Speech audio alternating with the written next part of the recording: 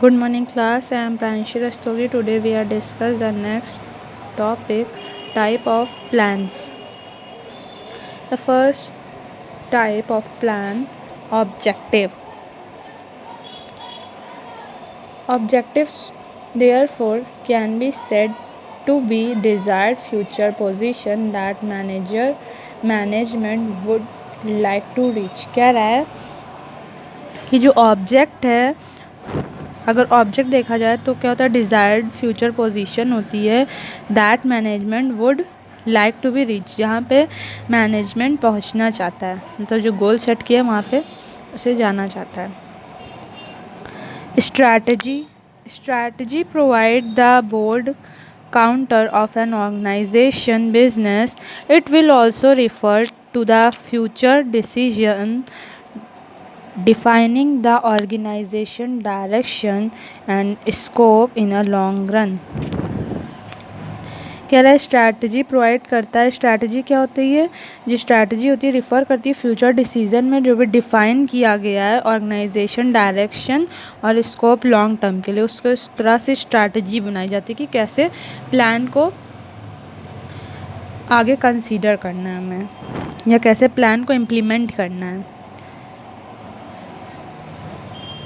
फिर next policies are general statement that guide thinking और channelize energize toward a particular direction. Policy क्या होती है?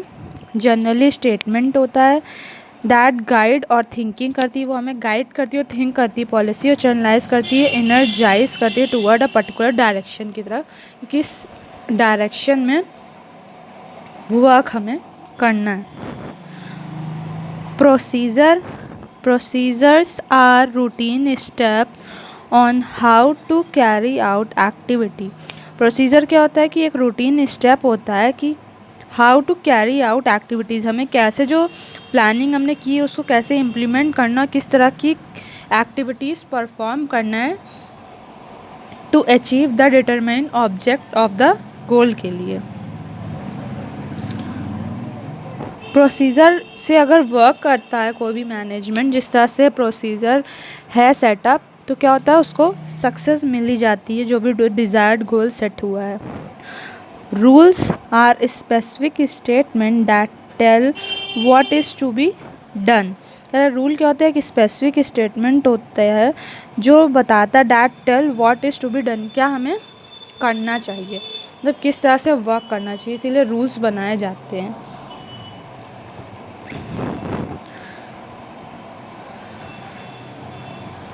अगर रूल्स एंड रेगुलेशन ऑर्गेनाइजेशन में रहता है तो उसी according to the rules all the employ work together.